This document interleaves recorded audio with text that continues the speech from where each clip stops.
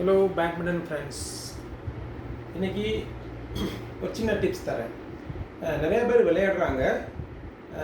ராக்கெட்டை கரெக்டாக பிடிச்சி விளையாடுறாங்களா அப்படின்னா இல்லை. முதல்ல நீங்கள் விளையாட ஆரம்பிக்கிறீங்க அப்படின்னா ராக்கெட்டை நம்ம எப்படி என்ன பொசிஷனில் பிடிக்கணும் அப்படிங்கிறத நீங்கள் முதல்ல கற்றுக்கணும்.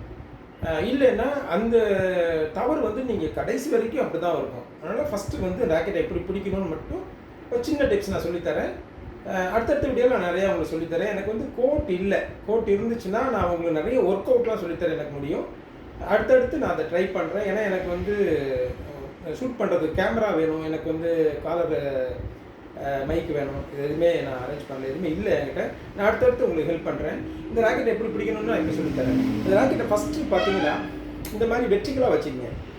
வெர்டிகலாக வச்சுட்டு நான் அப்படியே திருப்புறேன் பாருங்கள். வெர்டிகலாக வச்சுட்டு இந்த ஹேண்டில் இப்போ பாருங்கள், சும்மா உங்கள் கையை எந்த ஸ்ட்ரெயின் பண்ணக்கூடாது. சும்மா ஸ்ட்ரெயின் பண்ணாமல் ஒருத்தருக்கு ஒரு ஷேக்கன் கொடுக்குறீங்க அப்படின்ற அளவுக்கு இப்போ பார்த்தீங்கன்னா கை பஸ் எந்த மாதிரி நான் இப்படி ஸ்ட்ரெயின் பண்ணல. நான் அப்படியே ஸ்ட்ரெயிட்டாக ஒருத்தருக்கு ஷேக்கன் கொடுக்குற மாதிரி பாருங்கள், வெற்றிகளாக வச்சுக்கிங்க. பாருங்க, இவ்வளோதான், இதுதான், இவ்வளோதான். இப்படி தான் பிடிக்கணும். இது உங்களோட ஒரு ஃபோர் ஹேண்ட், அதாவது இது ஒரு நியூட்ரல்னு சொல்லலாம். இது நியூட்ரல் ஸ்டைல், இது நியூட்ரல்.